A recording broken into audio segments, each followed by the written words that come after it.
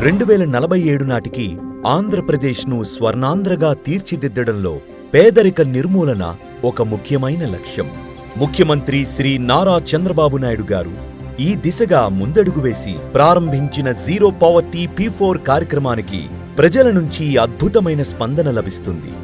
ధనికులే కాదు, సహాయపడే హృదయమున్న ప్రతి ఒక్కరూ ఈ ఉద్యమంలో భాగస్వాములవుతున్నారు.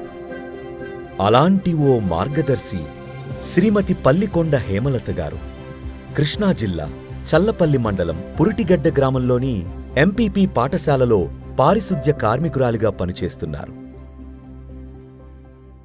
ఒకరోజు P4 వెబ్సైట్ ద్వారా అదే గ్రామానికి చెందిన 84 ఏళ్ల వయసుగల చర్ల కనికరం గారు అనారోగ్యంతో ఒంటరిగా ఉన్నారని తెలుసుకుని హేమలత గారు చలించిపోయారు.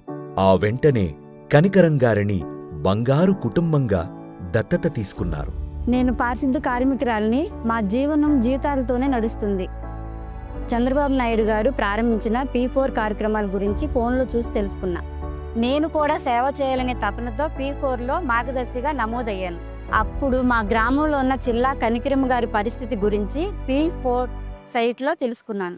84 ఏళ్ల వయసులో ఒంటరిగా అనారోగ్యంతో బాధపడుతున్న విషయం నా మనసును కదిలించింది. వెంటనే ఆమెను బంగారు కుటుంబంగా దత్తత తీసుకుని వైద్య సహాయంతో పాటు నెలకు 25 కేజీల బియ్యం అందజేస్తున్నాం. ఇప్పుడు కనికరం గారు ఎవరు తెలుసా? మా అమ్మ లాంటిది. నాకు ఒక కొడుకు ఉండేవాడు, చనిపోయాడు, ఒంటరిగా అయిపోయాడు. నా జీవితం అట్ట అయిపోయింది. ఈ సమయంలో యామరాత కాక మొంగళకు వచ్చాను. ముఖ్యమంత్రి చంద్రబాబు నాయుడు గారికి నా ధన్యవాదాలు. దానం అనేది డబ్బుతో కాదు, మానవత్వంతో జరగాలి.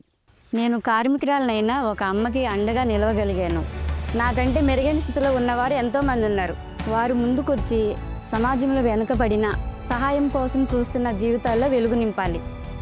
అందరం కలిసి వస్తే 2047 నాటికి పేదరికం లేని మనమందరము కలలు కంటున్న స్వర్ణాంధ్రాన్ని నిజం చేయవచ్చు. మీరు కూడా పల్లికొండ హేమలత గారిలా మార్గదర్శిగా మారండి. పేదరికంలో ఉన్నవారిని దత్తత తీసుకొని బంగారు కుటుంబంగా రూపాంతరం చెందండి. ఇందుకోసం www.zeropovertyp4.ap.gov.in లో లాగిన్ అవ్వండి. పేదరికం లేని స్వర్ణాంధ్ర కోసం నడుం కట్టండి.